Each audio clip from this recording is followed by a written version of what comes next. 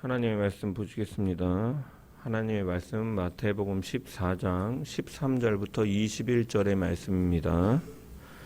마태복음 14장 13절에서 21절 말씀입니다. 제가 하나님의 말씀을 봉독합니다. 예수께서 들으시고 배를 타고 떠나사 따로 빈들에 가시니 무리가 듣고 여러 고을로부터 걸어서 따라간지라. 예수께서 나오사 큰 무리를 보시고 불쌍히 여기사 그 중에 있는 병자를 고쳐주시니라. 저녁이 되매 제자들이 나와 이르되 이곳은 빈들이요 때도 이미 저물었으니 무리를 보내어 마을에 들어가 먹을 것을 사 먹게 하소서. 예수께서 이르시되 갈 것 없다. 너희가 먹을 것을 주라. 제자들이 이르되 여기 우리에게 있는 것은 떡 5개와 물고기 2마리 뿐이니이다. 이르시되 그것을 내게 가져오라 하시고 무리를 명하여 잔디 위에 앉히시고 떡 5개와 물고기 2마리를 가지사 하나를 우러러 축사하시고 떡을 떼어 제자들에게 주시매 제자들이 무리에게 주니 다 배불리 먹고 남은 조각을 12바구니에 차게 거두었으며 먹은 사람은 여자와 어린이 외에 5,000명이나 되었더라. 아멘. 말씀을 통한 주의 은혜와 평강이 모인 모든 자들 가운데 넘치기를 축원합니다. 오늘 본문은 오병이어라고 알려져 있는 사건으로 예수님께서 떡 5개와 물고기 2마리로 이제 남자만 5,000명, 그래서 성경학자들이 추정하기는 이제 여자와 어린아이들까지 하면 1만 명 정도 이상 되는 사람들을 먹이신 사건으로 성경학자들은 봅니다. 이 오병이어의 기적은 예수님의 그 사복음서를 대조해 보면 이 예수님의 부활 사건이 사복음서에 전체적으로 빠짐없이 등장하고 그 외에 이제 유일하게 나타나는 사복음서 모두에 등장하는 이야기가 바로 오늘 본문의 오병이어의 사건입니다.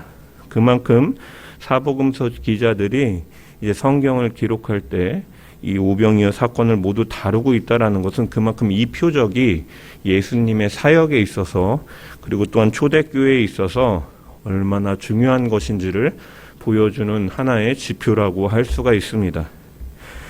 마가와 마태는 이 예수님의 오병이어 사건을 어디에 배치하고 있느냐? 우리가 지난주에 살펴보았던 것처럼 이제 헤롯이 이 세례 요한을 비극적으로 죽임을 당한 이 헤롯에 대한 연회에 대한 언급 이후에 오늘 본문이 등장하고 있습니다. 이것은 어떠한 의미냐? 세례 요한의 죽음 뒤에 이 배치함으로써 이 율법의 시대가 끝나고 새 언약인 복음의 시대가 도래했다라는 것을 극적으로 보여주기 위해서 이렇게 배치하고 있는 것이요. 또한 아무것도 없는 빈들에서 무리에게 먹을 것을 주시는 예수님은 구약의 한 사건을 오버랩시키는데 바로 뭐냐면 광야에서 먹을 것이 없을 때 모세를 통해서 하나님께서 이스라엘 백성들에게 양식을 공급하여 주셨던 그 만나 사건과 이렇게 연결됨을 통해서 이 만나, 구약에 하나님께서 주신 만나는 이 예수 그리스도를 예표하는 것이고 이 예수님께서는 영원한 생명을 주시는 참된 만나가 되신다, 생명의 떡이 되신다라는 것을 신학적으로 보여주고 있는 사건입니다.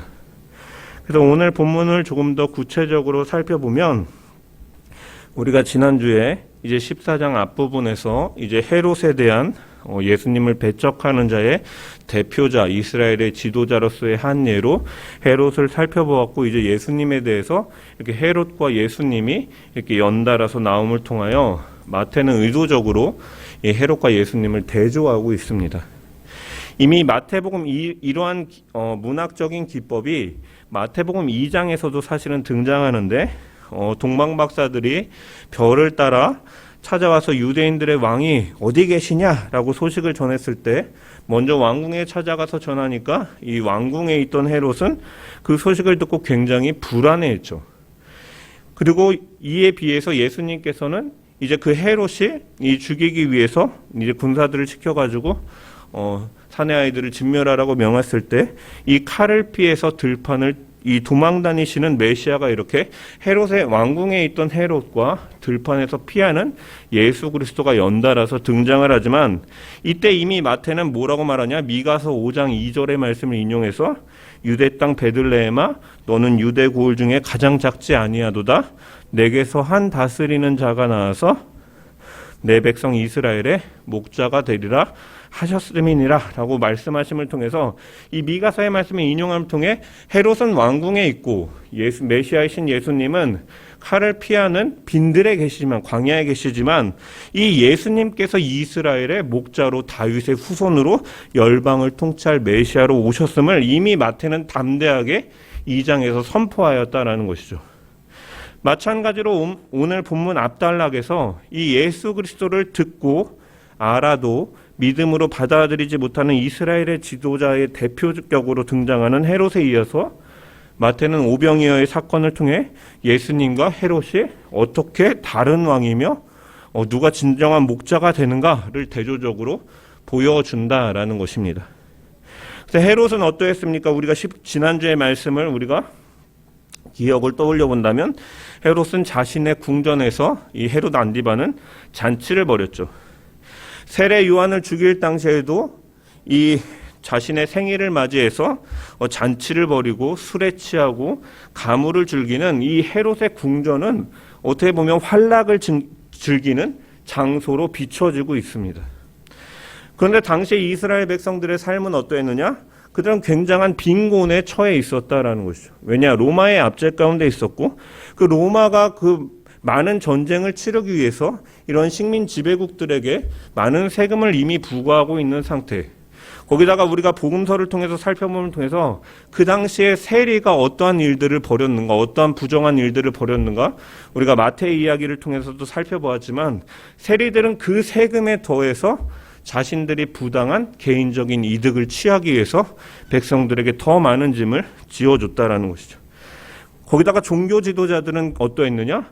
성전의 제사장들이나 레위인들도 이 백성들을 수탈하기 위해서 그들이 바치는 제물과 이러한 성전세를 받음을 통해서 자신들의 생활을 영위할 수 있기 때문에 그것을 수탈하는 데 전력을 기울이고 있는 상황이고 대중들의 지도자라고 할 수 있는 바리새인과 서기관들도 예수님의 말씀에 따르면 과부의 적은 돈도 갈취하려는 탐욕으로 가득 찬 그러한 세상이었다라는 것이죠. 또한 그곳에 이 헤롯 왕이 거주하고 있는 궁전은 사실은 정치가 이루어지는 곳이죠. 하나님께서 권세자들에게 권세를 주시고 정치를 하라고 말씀하신 것은 그 선한 일에 대해서 두려워하지 않게 하고 악한 일에 대해서 두려워하는 법과 질서를 세우라고 하나님께서 권세를 주신 것인데 오히려 헤롯은 그곳에서 어떠한 일을 벌입니까? 오히려 자신의 죄와 잘못을 지적하는 요한을 죽임을 통해서 의인을 무참히 죽이는 불의한 현장으로서 등장하고 있다는 것이요. 이에 반해서 예수님이 서 계신 곳은 어떠한 곳입니까? 바로 빈들에 계신 곳이죠. 빈들에서 누구와 함께 계십니까? 헤롯은 환락의 장소로서 거기서 술에 취하고 가물을 즐기면서 방탕한 생활을 하고 있지만 예수님께서는 바로 그 빈궁한 상황에 처한 백성들과 함께 계시는 왕이시다, 목자시다라는 것이죠. 그래서 오병이어 사건에 이 기록되어 있는 마가복음 6장 34절에 보면 예수께서 나오사 큰 무리를 보시고 그 목자 없는 양 같음으로 인하여 불쌍히 여기사 이에 여러 가지로 가르치셨더라라고 기록되어 있어요. 그 무리들을 가리켜서 목자 없는 양과 같다라고 이렇게 여기시면서 불쌍히 여기셨다라고 기록되어 있는 거죠. 이 목자가 어떠한 이미지냐? 이 히브리 성경을 아람어로 번역한 이 탈굼이라는 성경 번역본을 보면 이 에스겔서의 목자를 뭐라고 번역해놨냐면 공급하는 자라고 번역을 해놨어요. 공급하는 자. 그래서 다윗의 후손으로 오신 예수님께서는 어떠한 자냐? 목자가 없어서 신음하고 빈궁에 처한 자들에게 공급하시는 목자로 오셨다. 그들과 함께 하셨다라는 것을 성경은 보여주고 있다라는 것이죠. 이처럼 주님은 어떠한 의미로 우리 가운데 오셨느냐? 목자 없는 양같이 죄와 사망의 권세에서 신음하고 빈궁한 우리들을 함께 하시고 우리에게 공급해 주시기 위해서 우리를 위해 오셨고 우리와 함께 하시는 분이시다라는 것을 오는 본문은 분명하게 보여주고 있다라는 것이요. 그래서 주님은 우리를 결코 홀로 두지 아니하시는 분이시다. 바울은 예수님의 제자가 되기 전에 앞장서서 예수님을 따르는 자들을 이 박해하고 처벌하던 자였습니다. 그가 다메섹으로 가던 도중에 예수님을 만났는데 그가 다메섹으로 가던 이유도 무엇이었습니까? 대제사장으로부터 이제 공문을 받아가지고 예수님의 가르침을 믿고 따르는 사람들을 박해하고 결박하기 위해서 그는 다메섹으로 가던 중이었습니다. 그때 예수님은 바울에게 나타나서 이렇게 말씀하시죠. 사울아, 사울아, 네가 나를 왜 박해하느냐? 어찌하여 나를 박해하느냐라고 말씀을 하십니다. 그때 사울은 반문하기를 주여 누구이시니까? 라고 하니까 나는 네가 박해하는 예수라라고 말씀하시죠. 사울은 이 예수님을 직접적으로 만난 적도 박해한 적도 없습니다. 하지만 그가 예수님을 믿고 따르는 자들을 박해했을 때 예수님께서는 뭐라고 말씀하시냐면 너가 나를 왜 박해하느냐라고 말씀하고 계시다는 거예요. 주님을 믿고 따르는 성도들을 주님과 동일시해서 주님은 말씀하고 계시다라는 것이죠. 그리스도인들은 어떠한 존재입니까? 주님이 머리가 되시고 그리스도의 교회는 그분의 지체가 몸인 지체가 되어서 그리스도와 하나 된 사람들이고 주님은 바로 그런 우리와 함께 하시기 위해 오신 분이시다라는 거예요. 그래서 우리의 고난이 곧 주님의 고난이 되고 주님의 고난이 곧 우리의 고난이 되는 것입니다. 그러한 가운데서 주님은 함께하고 계시다는 거예요. 무엇보다도 예수님께서 하늘의 영광을 버리시고 이 땅 가운데 오심은 우리의 모든 아픔과 모든 슬픔과 기쁨과 그러한 당하는 모든 시험들을 체휼하시고 경험하시고 도우시기 위하여 오셨다라고 성경은 말씀하고 있죠. 히브리서 기자는 우리에게 있는 대제사장은 우리의 연약함을 체휼하지 아니하는 자가 아니요 모든 일에 우리와 한결같이 시험을 받은 자로 돼 죄는 없으시니라. 우리와 함께 하시면서 우리가 겪는 모든 희노애락을 경험하시기 위하여 도우시기 위하여 우리와 함께 하시는 임마누엘의 하나님으로 오셨다라는 것을 히브리서 기자는 이렇게 표현하고 있는 것이죠. 주님은 그저 먼 말치에 서서 야 이렇게 해라 저렇게 해라 너 그 정도는 참아야 되지 않겠냐라고 그냥 지시하시는 분이 아니시라 우리를 도우시기 위하여 우리와 함께 하시고 그 가운데 서 계신 주님이시다라는 거죠. 그래서 그리스도는 예수님은 우리의 연약함을 모르는 분이 아니시다는 간접적으로 들어서 그냥 이해하는 정도 알고 있는 정도로 계신 것이 아니라 직접 같이 체험하시며 알고 계신 분이시고 그분의 오심은 우리와 같은 몸을 입고 오심은 우리가 당하는 고난을 친히 당하시고 끝내는 우리의 죽음까지도 체휼하심을 통해서 그러한 사망 권세에 있는 자들을 구원하시기 위해서 오신 주님이시다라는 거예요. 빈들 가운데서 먹을 것이 없는 자들, 로마 시대의 과도한 세금으로 인하여 부패한 자들로 인해서 신음하고 있는 자들 가운데 함께 하셔서 그들을 회복시키시고 긍휼히 여기시고 공급하시고 치유하시기 위해 오신 예수 그리스도가 바로 저와 여러분의 바로 구세주 되시는 줄 믿으시길 소망합니다. 그 주님이 우리와 함께 하시기 때문에 주님은 고난 중에도 우리를 위로하실 수 있는 분이십니다. 그분은 또한 은혜로 우리의 모든 필요를 아시기 때문에 또한 가장 선한 길로 인도하시고 공급하시는 분이신 것이죠. 그렇기 때문에 우리는 그 주님 안에 있을 때 그 주님이 주시는 위로를 통해 소망을 바라볼 수가 있는 것입니다. 그 주님은 자신을 뭐라고 말씀하셨습니까? 참된 안식과 평안을 주시는 분이다라고 우리가 마태복음 11장에 이미 살펴봤어요. 안식일의 주인이 누구시냐? 예수님이시다. 그리고 예수님께서는 그래서 수고하고 무거운 짐진 자들아 다 내게로 오라 내가 너희를 쉬게 하리라 라고 말씀하셨습니다. 수고하다라는 것은 자신이 스스로 많은 일을 하면서 계속해서 피곤하고 지쳐있는 상태가 바로 이 수고하다라는 말의 의미 가운데 담겨있고 무거운 짐진 자라는 표현은 아까 수고하고는 자신이 스스로 많은 일을 해서 피곤한 상태라면 무거운 짐진 자는 이제 타인에 의해서 수동형으로 이제 강제로 무거운 짐을 지고 지쳐 있는 자. 그래서 즉 자신이 혹은 타인으로 인해서 환경으로 인해서 여러 어려움으로 있는 이러한 이 땅에서 거류민과 나그네와 같이 살아가는 우리의 인생을 표현하고 계시는 것이죠. 그래서 우리의 삶에는 수고가 있고 짐이 있고 어려움이 있지만 주님 안에 우리와 함께 하신 주님 안에 거할 때 우리는 참된 안식이 있다라는 것이요. 왜냐? 그분은 우리에게 쉼을 주시는 분이기 때문이죠. 광야에서도 하나님께서 이스라엘 백성들과 함께 하시며 그들을 쉬게 하셨다라고 성경은 기록되어 있어요. 민수기 10장 33절에 보면 그들이 여호와의 산에서 떠나 3일 길을 갈 때 여호와의 언약궤가 그 3일 길에 앞서가며 그들의 쉴 곳을 찾았고라고 기록되어 있어요. 하나님께서 앞서가시며 광야길에 이스라엘 백성들보다 앞서가시며 그들이 쉴 곳을 찾으시고 그들을 쉬게 하셨다라는 말씀인 것이죠. 그리고 그 하나님은 어제나 오늘이나 영원토록 동일하신 하나님으로 우리를 쉬게 하시고 쉴 곳을 마련하시는 선한 하나님이시다라는 것입니다. 그리고 예수님께서는 그 하나님으로 오셔서 내가 너희를 쉬게 하리라 라고 말씀하고 계시죠. 여기서 내가 너희를 쉬게 하리라라는 것은 이제 완성될 하나님의 나라에서 우리가 경험하는 영원한 안식뿐만이 아니라 우리가 지금 살아가고 있는 수고하고 무거운 짐을 지고 살아가는 지금 이 순간의 일상생활 속에서도 모든 갈등과 모든 어려움들에 대해서 가장 선한 길로 인도하여 주심을 통하여 우리를 인도하고 계시고 공급하고 계시는 예수 그리스도시다라는 것이죠. 그래서 그분 안에 있을 때 그 하나님의 선하심을 믿고 의지하는 가운데 우리는 평안을 경험할 수가 있고 그분 안에서 모든 짐이 가벼워지게 되는 줄 믿으시길 소망합니다. 그리고 그 주님 안에 있을 때 그 우리와 함께 하시는 그 주님, 우리에게 힘을 주시는 그 주님 안에 있을 때 우리는 다시 달려갈 힘도 얻을 수가 있는 것입니다. 예수님께서 13절에 빈들에 가신 것은 우리가 지난주에 살펴본 것처럼 헤롯이 예수님을 배척하는 마음과 그 말, 그리고 이제 요한에게 행하여졌던 그러한 위협이 이제 예수님에게로 향하고 있기 때문에 예수님께서 잠시 피하셔서 머물러서 그 빈들로 나아가신 것이죠.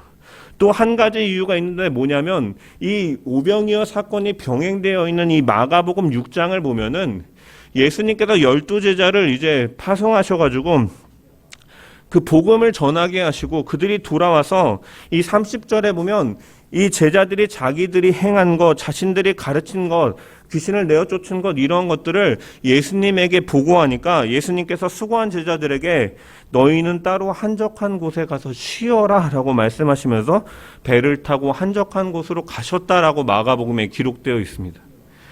예수님께서 파송하였던 이 복음의 사역을 마치고 육신을 가지고 있기 때문에 지쳐있고 피곤한 상태인 제자들을 향해서 주님께서는 위로하시면서 너희는 한적한 곳에 가서 잠시 쉬라고 말씀하시는 거죠.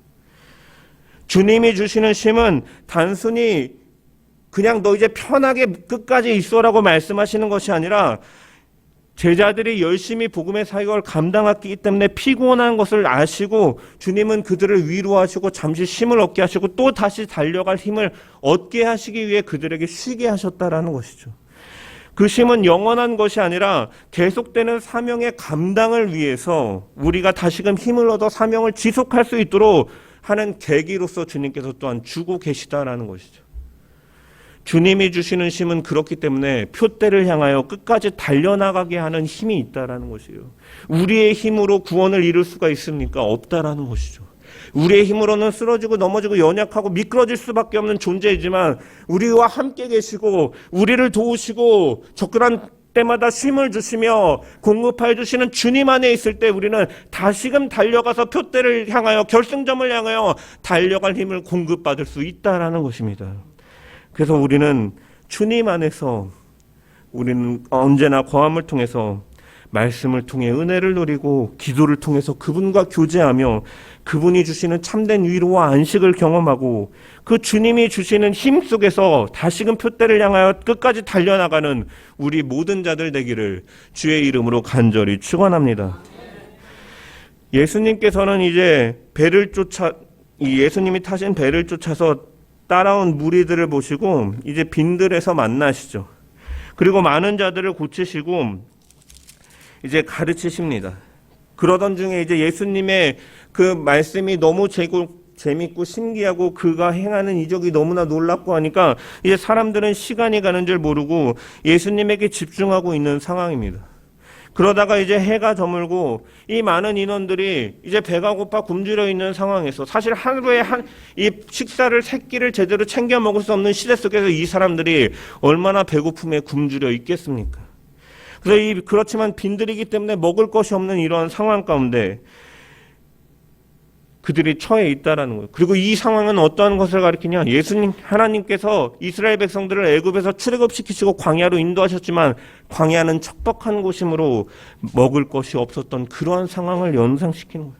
그래서 하나님께서는 그들에게 만나를 주시는 것처럼 그래서 예수님께서도 이곳에서 이 상황에서 먹을 것을 주시는 것이죠. 그래서 요한복음에 보면은 진실로 진실로 너희에게 이르노니 믿는 자는 영생을 가졌나니 내가 곧 생명의 떡이니라.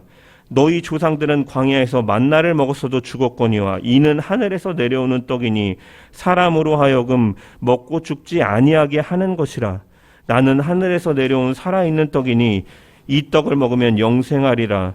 내가 줄 떡은 곧 세상을 생명을 위한 내 살이니라라고 예수님께서는 오병이어의 이적을 일으키신 이후에 이러한 말씀을 하심을 통해서 만나와 이 예수님께서 행하신 오병이어의 사건을 요한복음 6장에서 연결시키고 계시다라는 것이요. 그래서 오병이어 사건은 어떠한 신학적으로 어떠한 의미가 있느냐? 이스라엘 백성들이 광야를 지날 때 먹을 것이 떨어지자 하나님께서 이 만나를 내려주셔서 이 부족함이 없도록 먹이셨던 역사적 사실들을 유대인들에게 있어서는 그것을 상기시키는 사건이다라는 거예요. 그리고 그 굶주림 가운데 있던 자들을 풍족하게 하시고 쉼을 주시는 것은 우리가 계속해서 마태복음을 통해서 살펴보았던 것처럼 다시 오실 그때에 다시 오실 메시아께서 행하실 바로 그 사역을 유대인들은 그것을 경험하면서 자연스럽게 구약의 말씀들, 예언의 말씀들을 떠올리게 되는 것이에요. 그래서 요한복음 6장 14절에서 15절에 보면 사람들이 이 예수님께서 행하신 표적을 보시고 오병이어의 표적을 보고 이는 참으로 세상에 오실 그 선지자라 라고 말을 하고 있는 거죠. 그 예수님은 어떠한 분이시냐? 만나와 자신께서 말씀하신 것은 만나와 비교했을 정도로 위대하신 분, 생명의 떡. 만나를 먹은 자들도 결국 죽었지만 내 살을 먹는 자는 결코 죽지 아니라 생명 가운데 있을 것이다라고 말씀하신 것이다라는 거예요. 만나는 단 하루 먹을 양, 안식일 전에는 이틀에 먹을 양만 주어졌고 하루가 지나면 먹을 것이 없었지만 예수님께서 주시는 그 생명의 양식은 어떠한 것이냐? 많은 자들이 먹고도 12광주리가 남을 정도로 풍족하고 넘치는 역사를 보여주고 계시다라는 것이죠. 율법의 시대와 대조해 봤을 때 모세로 대표되는 율법의 시대와 대조해 봤을 때 그것과 비교할 수 없을 정도로 위대하신 분으로 마태는 선포하고 있는 것입니다. 예수님께서 오병이어의 기적을 행하신 것은 내가 진실로 진실로 너희에게 이르노니 너희가 나를 찾는 것은 표적을 본 까닭이 아니요 떡을 먹고 배부른 까닭이다라고 말씀하셨어요. 예수님께서 표적을 행하신 것은 너희가 나를 찾는 것은 표적을 본 까닭이 이 표적을 보이기 위해서 행하셨는데 너희들은 배를 채웠기 때문에 나를 따른다라고 말씀하셨어요. 그럼 표적이 무엇이냐? 예수님께서 이것을 행하신 목적인 표적은 무엇이냐? 바로 표적이라는 것은 예수님께서 메시아 되심을 보여주기 위해 행하는 기적과 이적을 바로 표적이라고 말하거든요. 예수님은 메시아이심을 보이기 위해서 이런 일들을 행하였지만 너희는 단순히 배를 채웠기 때문에 나를 따른다라고 말씀하고 계신 것이죠. 오병이어 사건을 보여주신 목적은 무엇이냐? 바로 예수님께서는 그분이 메시아 되심을 보여주기 위해서 그런 일을 행하셨다라고 분명히 말씀하고 있고 이 예수님은 바로 하나님께서 우리를 위해서 보내신 메시아심을 분명히 보여주고 있다는 거예요. 그래서 예수님께서는 요한복음 6장 27절에 보면은 너희는 썩을 양식을 위하여 일하지 말고 영생하도록 있는 양식을 위하여 하라. 이 양식은 인자가 너희에게 주리니 인자는 아버지 하나님께서 인치신 잔이라 라고 말씀하고 계세요. 무슨 말이냐? 하루하루 먹고 사는 일에만 너희가 전념하지 말고 영원한 생명을 얻는 일에 대해서 생각하라. 나는 바로 그 영원한 생명을 주기 위해서 하나님께서 보내신 그의 아들이다라고 말씀하고 계시는 것이죠.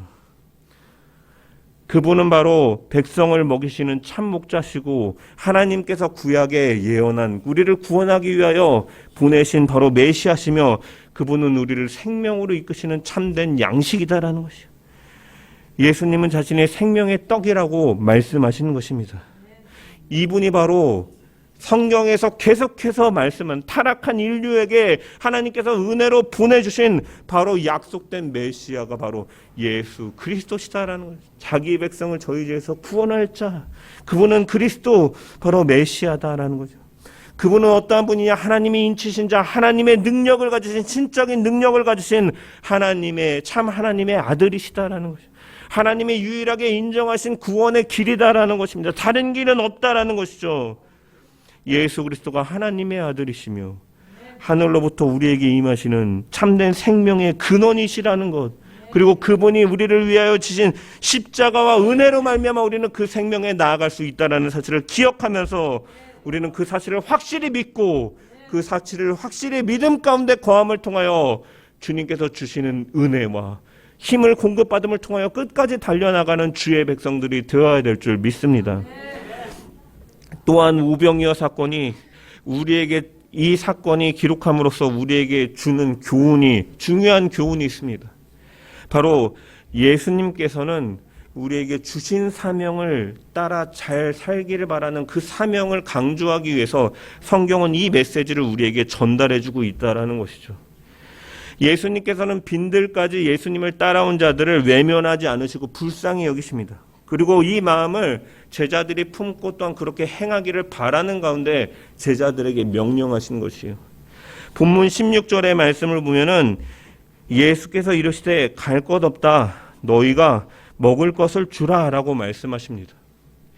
여기서 너희가 먹을 것을 주라라는 것은 이 헬라어로 보면은 이 주어라, 아우토이스, 그들에게 후메이스 파게인, 먹을 것을, 이제 여기 보면은 근데 이 너희가 라는 말을 강조하기 위해서 이 후메이스, 너희가 먹을 것을 그들에게 주어라 라고 말씀하세요. 그런데 여러분 헬라어 문법에서 사실은 그 행동을 하는 그 동사에는요, 사실 주어의 인칭이 담겨 있습니다. 그래서 사실은 주어를 쓰지 않아도 돼요. 주어를 쓰지 않아도 되는데, 주어를 쓴다라는 것은 무엇이냐면 그 행동을 하는 그 주체에 대해서 강조하려고 할 때 그 주어가 함께 기록됩니다. 무슨 말이냐면 이것을 행하는 자들, 너희가 이러한 일을 행해야 된다라고 강조하고 계시다라는 거죠. 오병이어 사건에서 주님께서 사용하신 것은 무엇입니까? 소년이 드리는 보잘것없는 보리떡 5개와 물고기 2마리였습니다. 그런데 주님은 그 헌신을 통해서 그분이 복음임을, 그분이 메시아심을 드러냈다라는 거예요. 작은 소년의 헌신을 사용하셔서 자신이 하나님의 그 약속된 예언된 메시아심을, 그분이 생명의 떡이심을, 그 일들을 보이시는데 사용하셨다라는 것이죠. 그리고 너희 역시도 그들을 불쌍히 예수님께서 불쌍히 여기시고 그들에게 공급하셨던 것처럼 이러한 일들을 너희가 행하라라고 말씀하고 계시는 것이죠. 우리가 드릴 수 있는 것이 비록 작은 보리떡 5개와 물고기 2마리와 같은 작은 것이라 할지라도 하나님께서는 하나님을 사랑하고 전적으로 하나님께 헌신하며 드려진 것을 사용하셔서 역사하시는 분이시다는 거예요. 우리가 가져온 것이 너무나 적은 것이기에 하나님께서는 사용하지 못하시는 분이 아니에요. 사실은 없어도 하시는 분이지만 하나님께서는 또한 믿는 자들의 기도를 통해서, 헌신을 통해서 하나님의 나라와 그 뜻을 보이기를 원하시는 분이시기 때문에 하나님은 우리의 작은 정성과 헌신까지도, 수고까지도 하나님께서는 사용하시고 귀한 열매로 맺게 하시는 하나님이시고, 주님은 바로 우리들에게 복음의 가치를 알고 복음을 소유한 너희들아, 그 가치를 알지 않느냐? 너희는 나와 같은 마음을 품고 너희는 나와 같이 그들을 불쌍히 여기며 너희는 그것을 행하라라고 말씀하고 계신 것이죠. 그래서 헬라어 명령어로서 주어를 강조하면서 마태는 기록하고 있는 거예요. 너희가 먹을 것을 주어라. 하나님의 도구로 부름을 받았다라는 것을, 제자는 하나님의 도구로 부름을 받았다라는 것을 분명하게 제시하고 있다라는 것이죠. 주님이 메시아 되심을 알지 못하는 백성들을 긍휼히 여기시고 그들을 돌보시고 자신의 메시아심을 드러내신 것처럼 너희가 그 복음을 알고 있는 자는 너희가 가진 것과 주님을 향한 헌신과 수고와 사랑으로 바로 주님의 메시아됨을 전하라라는 그런 사명이 우리 가운데 있음을 분명히 오병이어의 표적은 분명히 우리에게 말씀하여 주고 있다라는 것입니다. 그래서 우리는 예수님께서 우리에게 맡기신 사명과 책임을 기억하면서 예수님께서 그들을 사랑하신 것 같이 긍휼한 마음으로, 또한 그 예수님께서 그들에게 필요를 공급하여 주시며 자신의 메시아심을 드러낸 것처럼 실천적으로 돌보는, 실행하는 그 사랑을 통하여 주님의 그 복음을, 메시아 되심을 드러내는 우리 모든 자들 되기를 주의 이름으로 간절히 축원합니다. 그래서 이 땅에 예수 그리스도가 메시아 되심을, 그 사랑을 선포해 나가고 하나님의 나라를 확장하는 주의 도구들 되기를 주의 이름으로 간절히 축원합니다. 말씀을 정리하겠습니다. 오병이어 사건은 압달락의 헤롯과 예수님을 대조시키면서 참된 왕으로 오시고 목자로 오신 예수님은 어떠한 분이신가를 분명하게 드러내고 있습니다. 백성들에게 무거운 짐을 지으며, 백성들은 빈궁에 처해 있지만 자신은 그것과 관심 없이 불의하며 환락에 취해 있던 헤롯과는 다르게 예수님은 굶주린 백성과 함께 계셨고, 그들을 향한 하나님의 심정을 가지고 그들과 함께 하시며 도우시는 분으로 오신 것이죠. 풀밭에 백성들을 앉히고 그들을 먹이시는 모습은 바로 에스겔 선지자가 하나님께서 회복시키는 그 때를 묘사한 그 예언의 성취이기도 합니다. 에스겔서 34장 11절에서 16절의 말씀을 보면 이렇게 기록되어 있습니다. 주 여호와께서 이같이 말씀하셨느니라. 나 곧 내가 내 양을 찾고 찾되, 목자가 양 가운데에 있는 날에 양이 흩어졌으면 그때를 찾는 것 같이 내가 내 양을 찾아서 흐리고 캄캄한 날에 그 흩어진 모든 곳에서 그것들을 건져낼지라. 내가 그것들을 만민 가운데서 끌어내며 여러 백성 가운데에서 모아 그 본토로 데리고 가서 이스라엘 산 위에와 시냇가에와 그 땅 모든 거주지에서 먹이되 좋은 꼴을 먹이고 그 우리를 이스라엘 높은 산에 두리니 그것들이 그곳에 있는 좋은 우리에 누워 있으며 이스라엘 산에서 살찐 꼴을 먹으리라. 내가 친히 내 양의 목자가 되어 그것들을 누워 있게 할지라. 주 여호와의 말씀이니라. 그 잃어버린 자를 내가 찾으며 쫓기는 자를 내가 돌아오게 하며 상한 자를 내가 싸매 주며 병든 자를 내가 강하게 하려니와 살찐 자와 강한 자는 내가 없애고 정의대로 그것을 먹이리라. 이 예언의 말씀을, 이 메시아가 오셨을 때 이루어지는 예언의 말씀을 예수님은 그대로 실현하고 계신 거예요. 빈들에서 병자들을 고치시고 말씀하고 가르치시고 그들을 먹이심을 통해서 이 에스겔서에 예언된 메시아가 바로 예수님임을 분명히 드러내고, 마태 역시도 이것을 분명하게 선명하게 우리 가운데 보여주고 있다라는 것이에요. 이스라엘의 진정한 왕으로서 열방을 통치하시는 다윗의 목자로서 그분은 오시고, 그분이 오심으로 인해서 양무리가 목자 없는 것 같이 근심하고 신음하며 궁핍함 가운데 있던 양의 무리가 목자를 만남을 통하여 치유함을 얻고 긍휼함을 얻고 공평과 정의가 바로 세워지는 것처럼 그 회복을 위해서 주님은 오셨다라는 것이죠.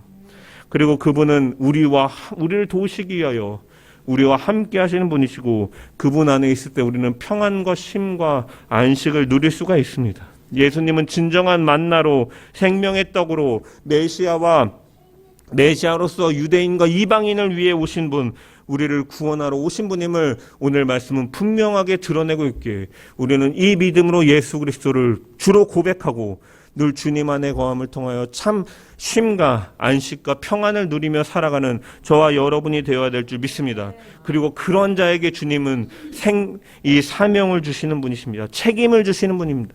떡 5개와 물고기 2마리로 자신이 복음이심을 드러낸 것처럼 우리도 주님의 마음을 품고 긍휼한 마음과 사랑의 손길을 통하여 하나님의 나라를 확장해 가야 될 사명이 있음을 우리가 기억하면서 그 도구로 사용되어지는 우리 모든 자들 되기를 주의 이름으로 간절히 축원합니다.